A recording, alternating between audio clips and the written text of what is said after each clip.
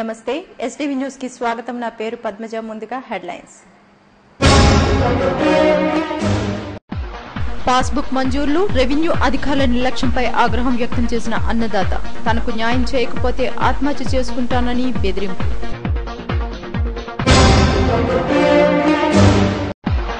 నిరుద్యోగ యువతకు కుచ్చుటోపి, పోలీసుల అదుపులో 2 నిందితులు, ప్రధాన సూత్రధారి కోసం గాలింపు. పరిశ్రమల్లో ప్రమాదాలకు భద్రతకు కేంద్ర రాష్ట్ర ప్రభుత్వాలు బాధ్యత వహించాలి. సిపిఎం రాష్ట్ర కార్యవర్గ దర్శి సభ్యులు సిహెచ్ నరసింగరావు డిమాండ్. నివాస ప్రాంతాల్లో వంట గ్యాస్ రీఫిల్లింగ్, 2 కార్లు దగ్ధం, భయాందోళనలో స్థానికులు. రైతు పాస్బుక్ మంజూరులో రెవెన్యూ అధికారుల నిర్లక్ష్యాన్ని ఎండగడుతూ రైతు ఆందోళనకు దిగడంతో గ్రీవెన్స్ సెల్లో పాల్గొన్న అధికారులు ఉలిక్కిపడ్డారు. కలెక్టర్, జాయింట్ కలెక్టర్ సమక్షంలోనే రైతు ఆందోళనకు దిగడం, తనకు న్యాయం జరగకపోతే కోర్టును ఆశ్రయిస్తానని, లేకపోతే ఆత్మహత్యకు సైతం వెనుకాడేది లేదని బెదిరించడం కలకలం రేపింది. యలమంచలి మండలానికి చెందిన రైతు పోల అప్పారావుకు 30 సెంట్లు భూమి ఉంది. మండలంలో జరిగిన రైతు సదస్సులో పాస్బుక్ కోసం 2013లో దరఖాస్తు చేసుకున్నాడు. అయితే రెవెన్యూ అధికారులు ఇతనికి 40 సెంట్ల భూమి ఉన్నట్లు వేర్వేరు సర్వే నంబర్లతో పాస్బుక్ ఇచ్చారు. పాస్బుక్ లో తప్పులు గ్రహించిన అప్పారావు సవరణ కోసం దరఖాస్తు చేసుకున్నాడు. ఏడాది గడుస్తున్న అధికారులు స్పందించకపోవడంతో కలెక్టర్ను కలిసి తనకు న్యాయం చేయాలని మొరపెట్టుకున్నాడు. అయినా పరిష్కారం లభించకపోవడంతో గ్రీవెన్స్ సెల్ వద్ద అధికారులతో వాగ్వివాదానికి దిగాడు. సమావేశ మందిరం వద్ద బైఠాయించి తనకు న్యాయం చేయకపోతే ఆత్మహత్య చేసుకుంటానని బెదిరించాడు.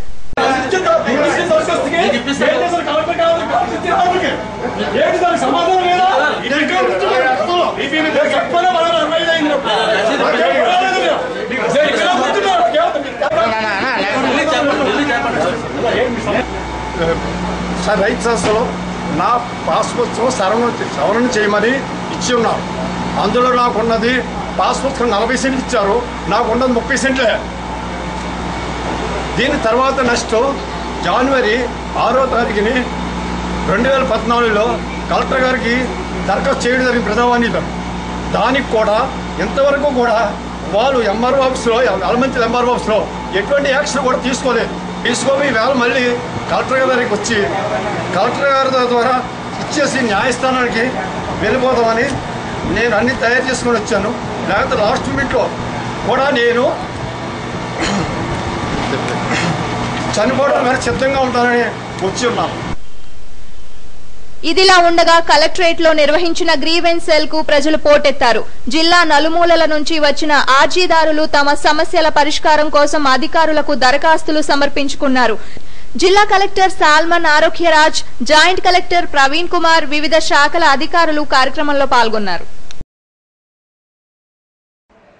నిరుద్యోగులకు విదేశాల్లో ఉద్యోగాలు ఇప్పిస్తామంటూ లక్షలాది రూపాయలు వసూలు చేసిన ఓ బోగస్ సంస్థకు చెందిన 2 వ్యక్తులు పోలీసులకు చిక్కారు. వీరిలో ప్రధాన సూత్రధారి కోసం గాలిస్తున్నారు. ఆసక్తికరంగా మారిన ఈ కేసుపై ఓ రిపోర్ట్. చెన్నైకి చెందిన పాండియన్ అనే వ్యక్తి విదేశాల్లో ఉద్యోగాలు కల్పిస్తానంటూ నగరంలోని ప్లేస్ ప్యారో సంస్థను స్థాపించాడు. సంతోష్ శ్రీధర్లను మేనేజర్లుగా నియమించాడు. ఈ మేరకు ప్రకటనలు గుప్పించి నిరుద్యోగ యువతకు గేలం వేశాడు. ప్రకటనలు చూసిన సుమారు 20 మంది విద్యార్థులు లక్షలాది రూపాయలు సంస్థకు చెల్లించారు. ఈ డబ్బులు అందుకున్న పాండియన్ స్థాపించిన 4 నెలలకే బోర్డు తిప్పేశాడు. దీంతో బాధితులు లబోదిబోమంటూ 3 టౌన్ పోలీసులను ఆశ్రయించారు. కేసు నమోదు చేసుకున్న పోలీసులు ఈ సంస్థకు మేనేజర్లుగా ఉన్న సంతోష్ శ్రీధర్లను అదుపులోకి తీసుకుని విచారిస్తున్నారు. అయితే ప్రధాన నిందితుడు పాండియన్ పరారీలో ఉన్నాడు. అతని కోసం గాలిస్తున్నట్లు ఏసీపీ మహేష్ తెలిపారు. డబ్బులు ఇచ్చామండి, వీళ్ళు పారిపోయారు. ఫ్లైస్ ప్యారో కన్సల్టెన్సీ, జాబ్ కన్సల్టెన్సీ అనే పేరు మీద ఇచ్చాము, వాళ్ళు పారిపోయారు అని మాకు రిపోర్ట్ ఇస్తే ఇమీడియట్గా ఎఫ్ఐఆర్ కట్టడం జరిగింది. వీళ్ళు నమ్మకం వెళ్ళటానికి అతను ఏం చేశాడంటే వీసా ప్రాసెస్ చేసినట్టుగా, ఆ వీసా కోసం కొంత డబ్బులు తీసుకుని ఆ ప్రాసెస్ చేసినట్టుగా ఉంటే వీళ్ళు ఆన్లైన్లో చెక్ చేసుకుంటే అది ప్రాసెస్ అయినట్టు కనపడింది. దాంతో వాళ్ళు ఏం చేశారని నమ్మి డబ్బులు కట్టారు.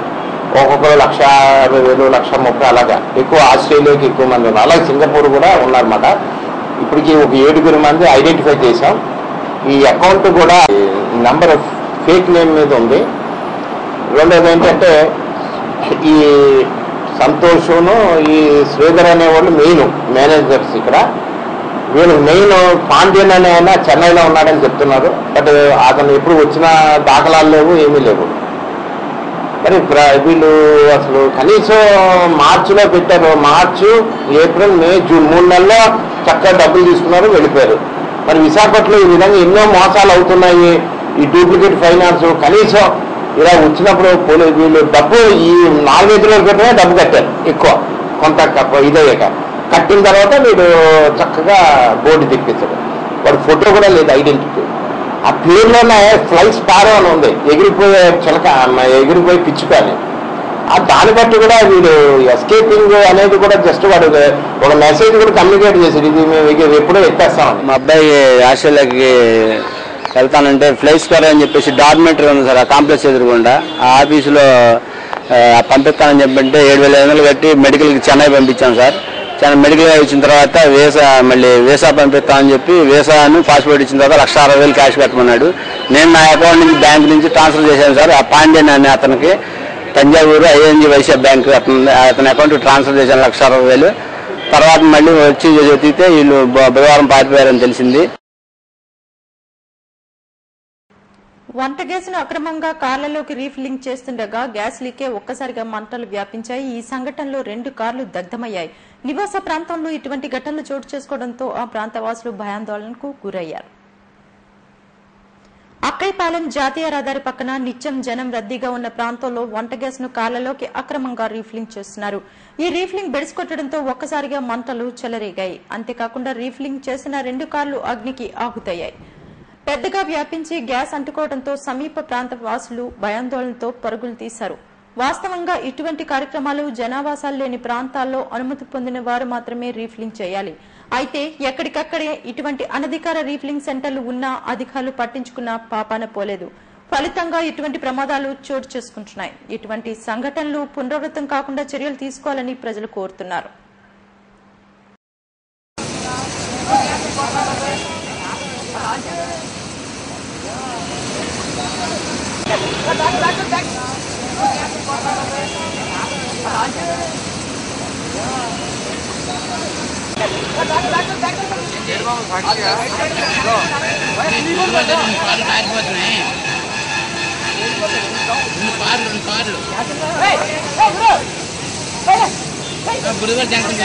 దీన్ని ఆపండి భయ్, చాలా డేంజర్ అయిపోతుంది. రాబోతే దీన్ని ఆపితే బాగుంటుంది.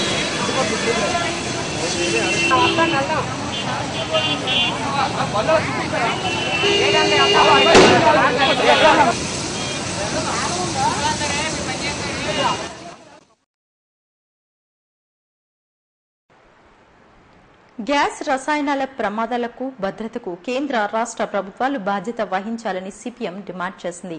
నండూరి ప్రసాదరావు భవనంలో జరిగిన సమావేశంలో సిపిఎం రాష్ట్ర కార్యదర్శి వర్గ సభ్యులు సిహెచ్ నరసింగరావు మాట్లాడారు.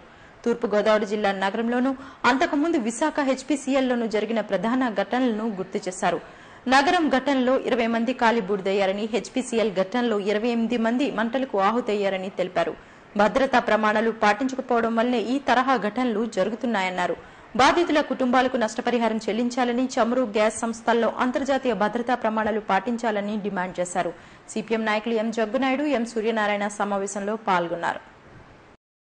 ఇట్లాంటి ప్రమాదాలు అలాగే స్టీల్ ప్లాంట్ లో 2 సంవత్సరాల క్రితం జరిగినటువంటి ప్రమాదంలో 19 మంది ఆక్సిజన్ ప్లాంట్ లో అక్కడికక్కడే మరణించడం జరిగింది.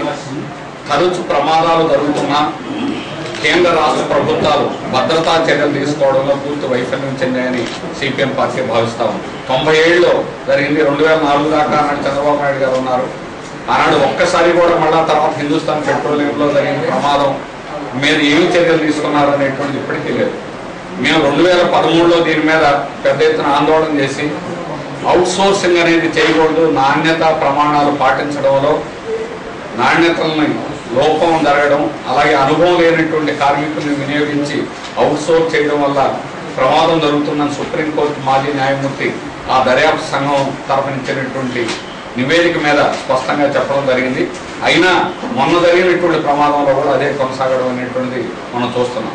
అండర్ గ్రౌండ్ నగరంలో జరిగిన ప్రమాదంలో అండర్ గ్రౌండ్ పైప్ లైన్ లో ప్రమాదం, ప్లాస్టిక్ జరగడం అతి అరుదు. ప్రపంచంలోనే భూగర్భంలో ఆ రకమైనటువంటి ప్రమాదం జరగడం అనేటువంటిది ఎక్కడ కూడా జరగలేదు.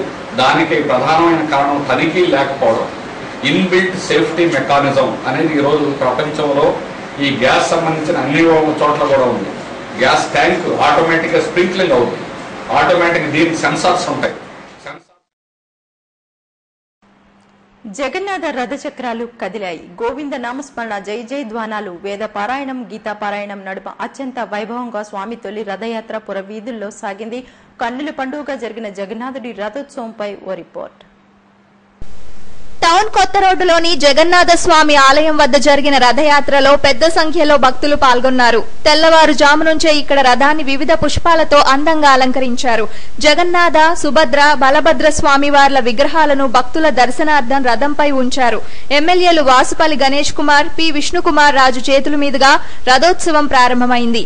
182 చరిత్ర కలిగిన ఈ దేవాలయ రథోత్సవంలో పాల్గొనడం ఆనందంగా ఉందని, నగర వాసులకు ఆ దేవదేవుడి ఆశీస్సులు ఎల్లప్పుడూ ఉంటాయని ఎమ్మెల్యేలు అన్నారు.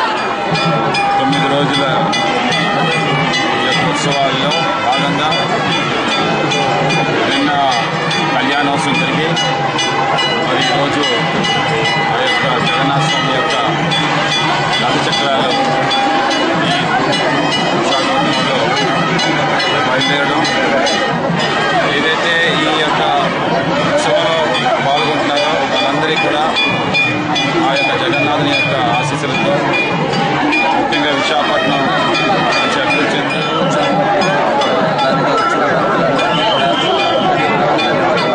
ప్రతి సంవత్సరం జరుగుతుంది. తప్పనిసరిగా జగన్నాథ స్వామి రథయాత్ర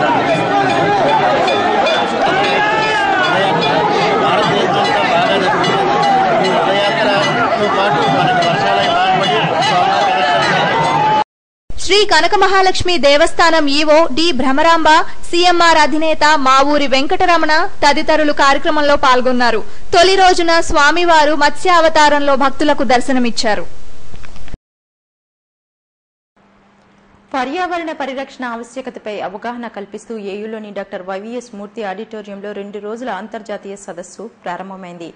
effects of emissions and effluents on environment పేరిట నిర్వహించిన సదస్సును విద్యా, మానవ వనరుల శాఖ మంత్రి గంటా శ్రీనివాసరావు ప్రారంభించారు. ప్రకృతి సమతుల్యతకు విఘాతం కలిగినప్పుడు అనర్థాలు సంభవిస్తాయని మానవ వనరుల శాఖ మంత్రి గంటా శ్రీనివాసరావు అన్నారు. ఏయూలో 2 రోజుల అంతర్జాతీయ సదస్సు ప్రారంభ సభలో ఆయన మాట్లాడుతూ ఇటీవల తూర్పుగోదావరి జిల్లా నగరంలో జరిగిన ఘటనను ప్రస్తావించారు. అభివృద్దితో పాటు విపత్తులను ముందుగానే ఊహించి నివారణా చర్యలు చేపడితే నష్టాన్ని వీలైనంత మేర తగ్గించవచ్చని తెలిపారు. ఆ దిశగా మేధావులు, విద్యావేత్తలు ప్రణాళికలు రూపొందించాలని పిలుపునిచ్చారు. AU vice chancellor professor GSN Raju, Kakinada JNTU VC Tulasiramadasu, AU rector professor EA Narayana తదితరులు సదస్సు ప్రారంభ సభా కార్యక్రమంలో పాల్గొన్నారు. Together we had a secretary from civil engineering.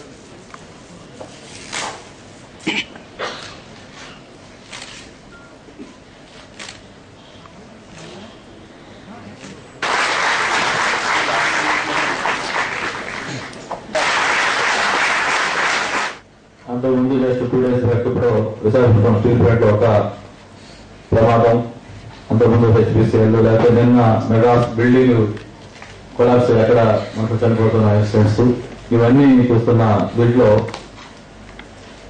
Mahatma Gandhi గారు చెప్పిన కొటేషన్ ఒకసారి గుర్తు చేసుకుంటూ నేను ఒక ఫ్యూ వర్డ్స్ చెప్పాలనుకుంటున్నాను.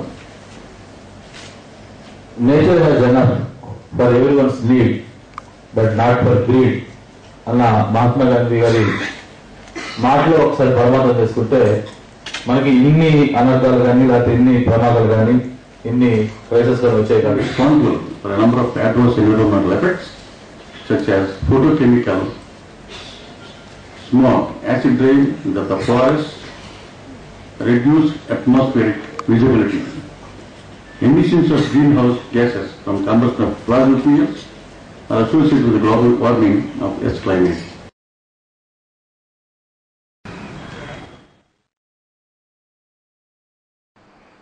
భీమిలి మున్సిపాలిటీ అభివృద్ధి కోసం జీవీఎంసీ తరపున 15 కోట్ల రూపాయల నిధులు మంజూరు అయ్యాయని మంత్రి గంటా శ్రీనివాసరావు తెలిపారు. నియోజకవర్గంలో జరుగుతున్న పనితీరుపై అధికారులతో సమీక్ష నిర్వహించారు.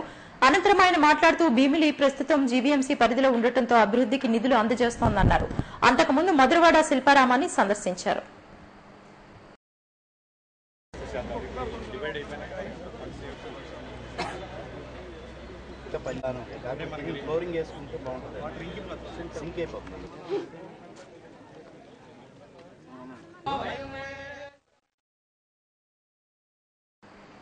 రాష్ట్ర ప్రభుత్వ శాఖల్లో ఖాళీగా ఉన్న 4.5 లక్షల ఉద్యోగాలను భర్తీ చేయాలని అఖిల భారత యువజన సమైక్య డిమాండ్ చేసింది. ప్రభుత్వం అనుసరిస్తున్న విద్యార్థి ఉద్యోగ విధానాలకు నిరసనగా జిల్లా కలెక్టరేట్ ఎదుట సమైక్య నాయకులు దిష్టిబొమ్మను దగ్ధం చేశారు.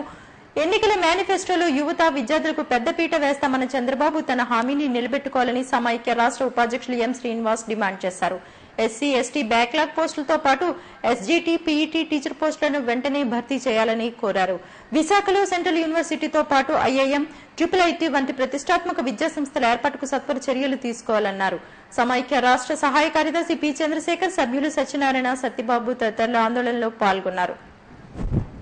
విద్యార్థులు వాళ్ళ యొక్క డిగ్రీలు చదువుకొని సంవత్సరాల తరబడి ఉన్నారు. మరి చంద్రబాబు నాయుడు ముఖ్యమంత్రిగా అయితే ఈ రాష్ట్రంలో నిరుద్యోగ సమస్యను పరిష్కరిస్తారని చెప్పేసి ఆయన ఎన్నికల్లో వాగ్దానం చేయడం జరిగింది. ఆ వాగ్దాన్ని ఆయన నిలబెట్టుకోవాలని చెప్పేసి మేము యువజన సంఘం ఏఐవైఎఫ్గా, విద్యార్థి సంఘం ఏఐఎస్ఎఫ్లుగా మేము ఈ ప్రభుత్వాలకి డిమాండ్ చేస్తా ఉన్నాం. అంతేకాకుండా ఈ నూతనంగా ఏర్పాటైనటువంటి రాష్ట్రంలో ఐటీఐఆర్ ప్రాజెక్టు నెలకొల్పాలి. దాంతో పాటు సెంట్రల్ యూనివర్సిటీని కూడా విశాఖపట్నంలో నెలకొల్పాలి. అలాగే గిరిజన యూనివర్సిటీని కూడా ఈ జిల్లాలో ఉన్నత విద్యా సంస్థలకు సంబంధించినటువంటి ఎడ్యుకేషన్ ఇన్స్టిట్యూషన్స్ ని ఏర్పాటు చేయాలని చెప్పేసి యువజన సమైక్య ఏఐవైఎఫ్గా రాష్ట్ర వ్యాప్తంగా ఈరోజు అన్ని కలెక్టరేట్ కార్యాలయాల వద్ద మరి నిరుద్యోగ భూతాన్ని తరిమి కొట్టాలని చెప్పేసి నిరుద్యోగ భూతం దిష్టిబొమ్మని దగ్ధం చేయడం జరుగుతూ ఉంది. గాజువాకలో సంగీత నాట్యోత్సవాల ముగింపోత్సవం ఘనంగా జరిగింది. కార్యక్రమానికి రాష్ట్ర విద్యాశాఖ మంత్రి గంటా శ్రీనివాసరావు పాల్గొన్నారు. సంస్కృతి సంప్రదాయాలకు అద్దం పట్టే ఇటువంటి కళలను ప్రతి ఒక్కరూ ప్రోత్సహించాలని అన్నారు. ఎంతో మంది కళాకారులు ఉన్నా ఈ ప్రాంతంలో కళావేదిక నిర్మాణం ఎంతైనా అవసరమని చెప్పారు. ముగింపు సందర్భంగా భామా కలాపం నృత్య రూపకం ఆద్యంతం ఆకట్టుకుంది. నిర్మలా డాన్స్ అకాడమీ ప్రతినిధులు సంగాపు వెంకట్రావు, తిలగవతి దంపతుల పర్యవేక్షణలో జరిగిన కార్యక్రమంలో స్థానిక ఎమ్మెల్యే పల్ల శ్రీనివాసరావు, మాజీ ఎమ్మెల్యే చింతలపూడి వెంకటరామయ్య తదితరులు పాల్గొన్నారు.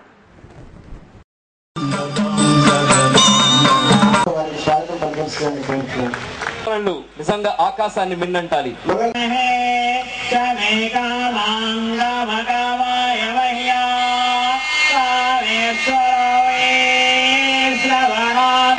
వైజాగ్ అనేది ఒక కల్చరల్ క్యాపిటల్ కావాలి. ఎందుకు వైజాగ్ కల్చరల్ క్యాపిటల్ కావాలి? ఇక్కడున్న అనుకూలాంశాలు ఏంటంటే ముఖ్యంగా ఈ విశాఖ ప్రజలు కళ ప్రియులు, కళని బాగా ఆదరిస్తారు, ప్రోత్సహిస్తారు. మరి ప్రత్యేకించి ఒక 19 సంవత్సరాలుగా ఇటువంటి ఒక మ్యూజికల్ డ్యాన్స్ అకాడమీ పెట్టి ఎంతోమంది స్టూడెంట్స్ తీర్చిదిద్దుతున్న వాళ్ళకి మనస్ఫూర్తిగా అభినందన తెలియజేసుకుంటూ భవిష్యత్తులో వాళ్ళకి కావాల్సిన ప్రోత్సాహాలు తప్పకుండా ఈ ప్రభుత్వం ద్వారా కానీ లేదా వ్యక్తిగతంగా అందజేస్తామని చెప్పి మేము అలాగే సహకారం పూర్తిగా ఉంటుందని తెలియజేసుకుంటూ మామూలుగా హైదరాబాద్లో మనకు ఒక రవీంద్ర పార్క్ ఉంది. గాజువాక బీసీ రోడ్ దయాల్నగర్ లో వేంచేసి ఉన్న శ్రీ షిరిడి సాయిబాబా ఆలయ 15వ వార్షికోత్సవం ఘనంగా జరిగింది. ఆలయ ధర్మకర్తలు తిప్పల చిన్నాపారావు దంపతుల ఆధ్వర్యంలో జరిగిన కార్యక్రమంలో శారదా పీఠాధిపతి స్వరూపానందేంద్ర సరస్వతి స్వామీజీ పాల్గొని పూజలు చేశారు. అనంతరం ఆధ్యాత్మిక ప్రసంగం చేశారు. భగవన్నామ స్మరణతో ఎంతో గొప్పదని, తద్వారా ఆధ్యాత్మిక భావాలు పెంపొందించుకోవచ్చని అన్నారు. కార్యక్రమంలో తిప్పల నాగిరెడ్డి, రమణారెడ్డి, సీఎంఆర్ మధు తదితరులు పాల్గొన్నారు. ఇప్పుడు అదే పరిస్థితి, బాబు వచ్చాడు, వర్షాలు లేకుండా పోయింది.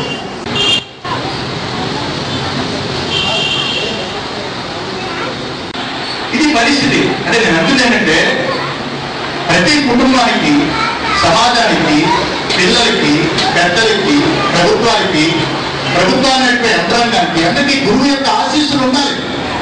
అది భారతదేశం యొక్క ఉన్నత స్థాయి. భారతదేశం ప్రపంచమంతా ఎదిగిపోతున్నది అంటే దానికి కారణం ఏంటంటే ఇక్కడ గురుభూమి, జ్ఞానభూమి, కర్మభూమి, ఆది భూమి. కాబట్టే ఇలాంటి దేవాలయాలు ఎప్పుడు కూడా దేదీప్యమానంగా పసుపు కుంకుమలతో ప్రకటన. పోర్టు కళామణి స్టేడియంలో 3 రోజులుగా నిర్వహించిన ఇంపాక్ట్ స్కిల్ డెవలప్మెంట్ ప్రోగ్రాం ముగిసింది. రోటరీ క్లబ్, సాయి గణపతి కళాశాల, మిలీనియం సాఫ్ట్వేర్ సొల్యూషన్స్ సంయుక్తంగా దీన్ని నిర్వహించాయి. విద్యార్థులు ఉద్యోగార్థుల్లో నైపుణ్యం, వ్యక్తిత్వ వికాసాన్ని పెంపొందించడం కోసం నిర్వహించిన శిక్షణా తరగతుల ముగింపు కార్యక్రమానికి మానవ వనరుల శాఖ మంత్రి గంటా శ్రీనివాసరావు హాజరయ్యారు. కృషి పట్టుదలతో ఉన్నత శిఖరాలను అధిరోహించాలని పిలుపునిచ్చారు. అపజయాలకు వెరవడకుండా పోరాడితే విజయం తప్పకుండా సిద్ధిస్తుందన్నారు.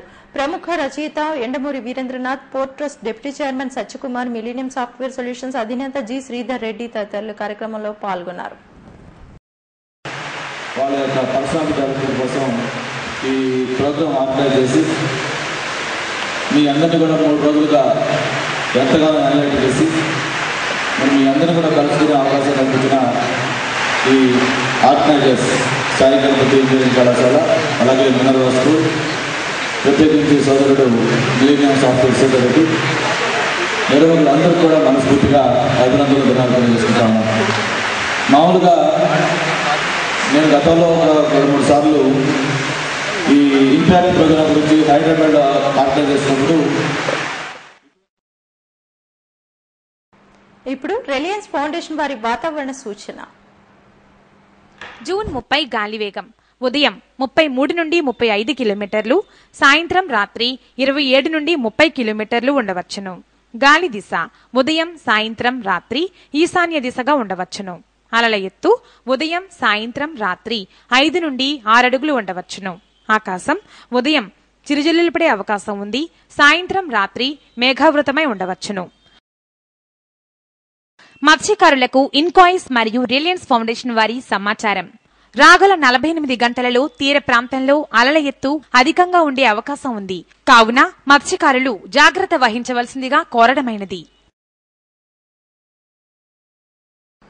ఇప్పుడు హెడ్లైన్స్ మరోసారి. పాస్బుక్ మంజూర్లు, రెవెన్యూ అధికారుల నిర్లక్ష్యంపై ఆగ్రహం వ్యక్తం చేసిన అన్నదాత, తనకు న్యాయం చేయకపోతే ఆత్మహత్య చేసుకుంటానని బెదిరింపు.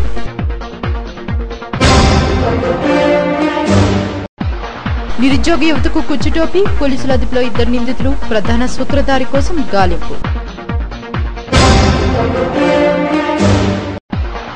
పరిశ్రమల్లో ప్రమాదాలకు భద్రతకు కేంద్ర రాష్ట్ర ప్రభుత్వాలు బాధ్యత వహించాలి. సిపిఎం రాష్ట్ర కార్యవర్గ దర్శి సభ్యులు సిహెచ్ నరసింగరావు డిమాండ్. నివాస ప్రాంతాల్లో వంట గ్యాస్ రీఫిల్లింగ్, 2 కార్లు దగ్ధం, భయాందోళనలో స్థానికులు. ఇవి బులెటిన్ విశేషాలు. మరిన్ని వార్తా వివరాలతో మళ్ళీ మీ ముందుకు వస్తాం. అంతవరకు సెలవు, నమస్కారం.